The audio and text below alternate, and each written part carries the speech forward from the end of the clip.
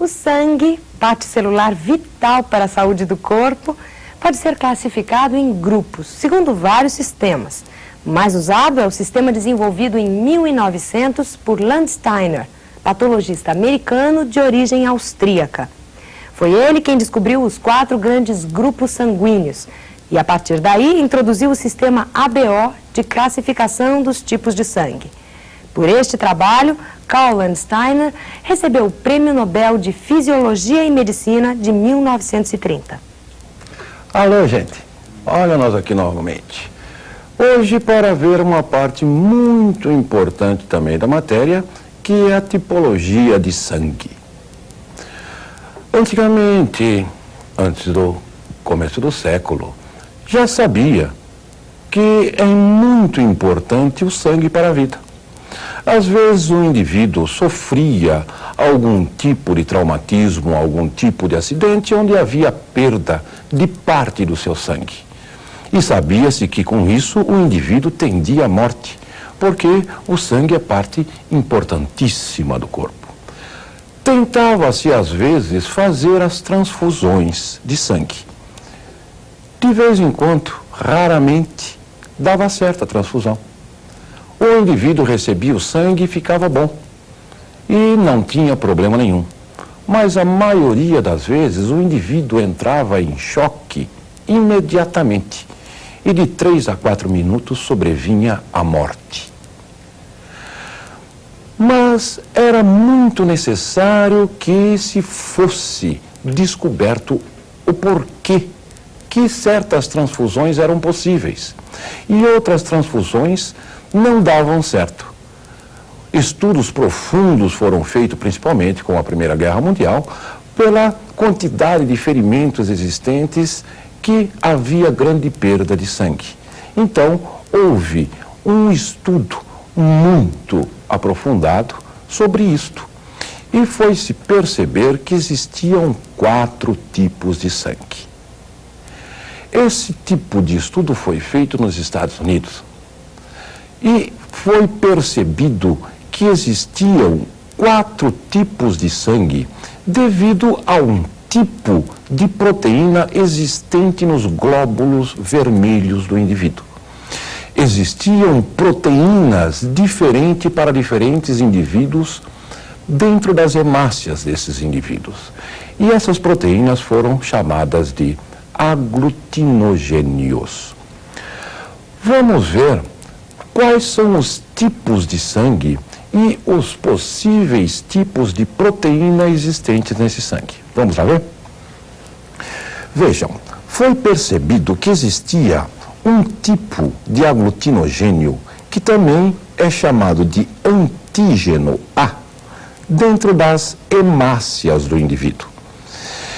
Nada mais certo do que chamar este indivíduo que possui aglutinogênio A de indivíduo do tipo A. Um outro tipo de proteína, que chamou-se de proteína B, foi descoberto.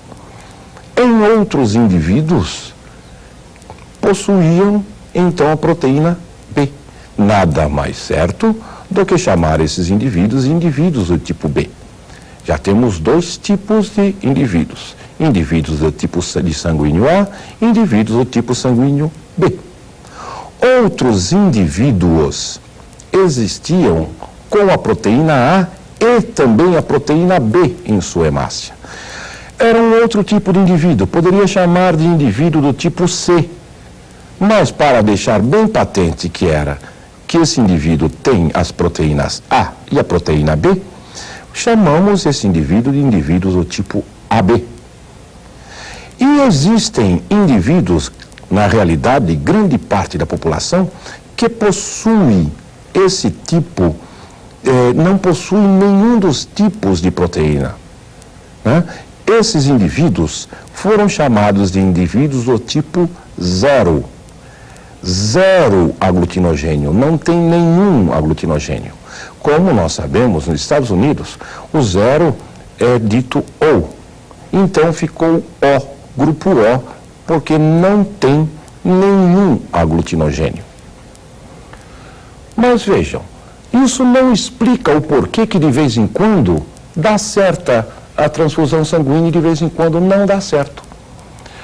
É necessário que exista mais um outro tipo de proteína que se incompatibilize com essa proteína, aglutinogênio, para que a transfusão não dê certo.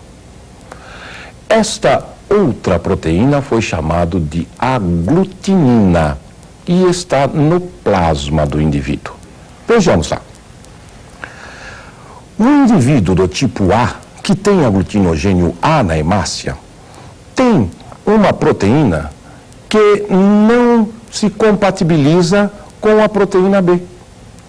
É contra a proteína B, é anti-B. Logo, se eu puser sangue B no indivíduo A, esse anti-B vai coagular, vai aglutinar as hemácias deste indivíduo, vamos dizer, bloqueando os capilares sanguíneos do receptor, e esse indivíduo viria à morte. Da mesma maneira, o indivíduo que tem a proteína B na hemácia, no plasma vai ter anti-A. Não posso pôr o sangue do indivíduo A no indivíduo B. Vejam, o indivíduo do tipo AB não pode ter nenhuma aglutinina, porque senão aglutinaria as próprias hemácias. Logo, não tem aglutinina. Agora, o indivíduo que não tem nenhum aglutinogênio pode ter as duas aglutininas, anti-A e anti-B. Vejam, eu chamo isso de antígeno e isso de anticorpo, simplesmente porque uma é contra a outra, mas tanto aglutinogênio como aglutinina são naturais no corpo do indivíduo. Não é necessário uma sensibilização. Vejam o que nós dissemos. É importante lembrar-se que tanto aglutinogênio quanto aglutinina são normais no indivíduo. Nós vamos ver que na reação antígeno-anticorpo, isso na próxima aula, é necessário uma sensibilização para produzir um anticorpo. Esses são naturais. Guardem isso.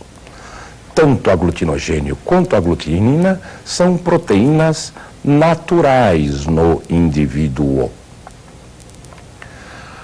A partir de aglutinogênio e aglutinina, foi feito o que nós chamamos de tabela de transfusão de sangue. Esta tabela é utilizada muito para as transfusões sanguíneas. Que tabela vem a ser essa?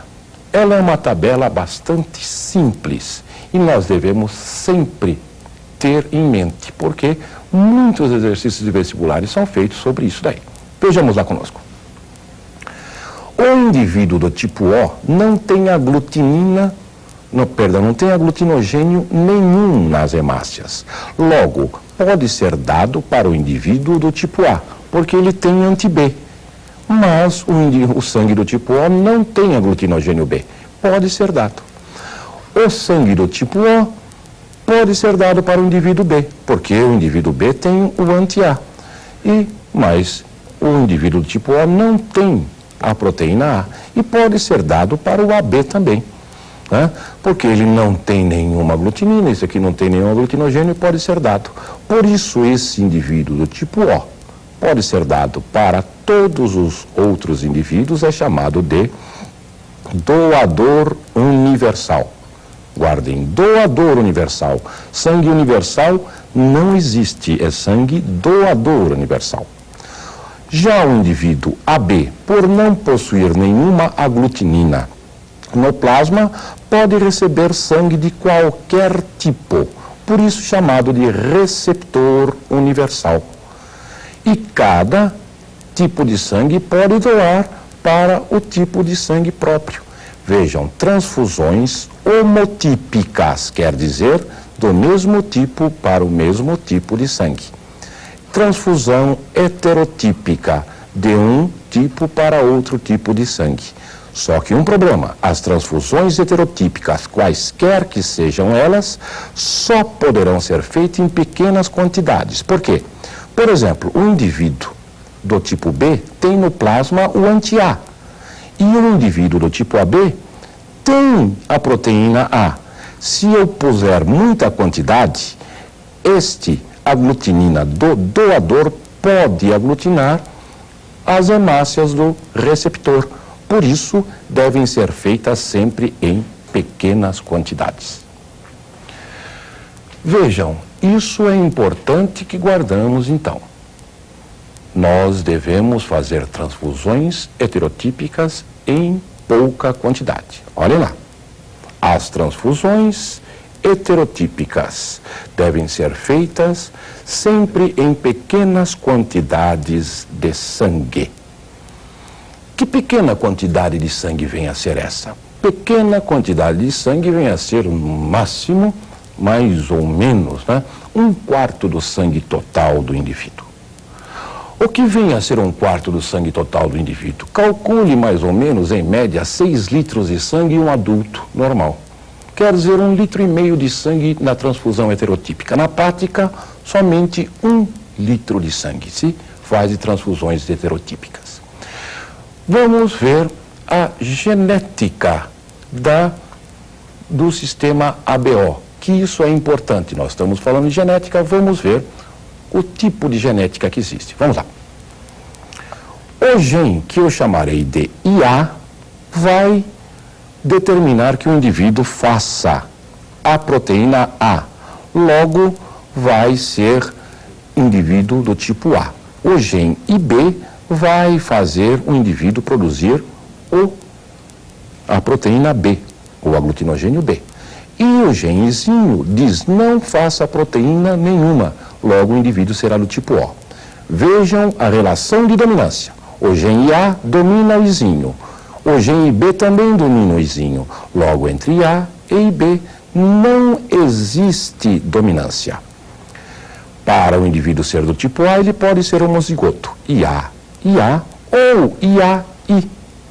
Para o indivíduo ser do tipo B, o indivíduo pode ser IBIB ou IBI. Para o indivíduo ser do tipo AB, só um genótipo é possível, genótipo IAIB. E para o indivíduo ser do tipo O, só poderá ser Izinho. Vejam, não existe relação entre recessividade e quantidade de indivíduos na população. Porque apesar de ser recessivo, o genótipo Izinho, o fenótipo tipo O, é o que mais existe na população. Então, para a próxima aula, nós falaremos sobre a reação antígeno-anticorpo, muito importante para a imunização e cura de muitas doenças. Até lá, gente. Estou te esperando.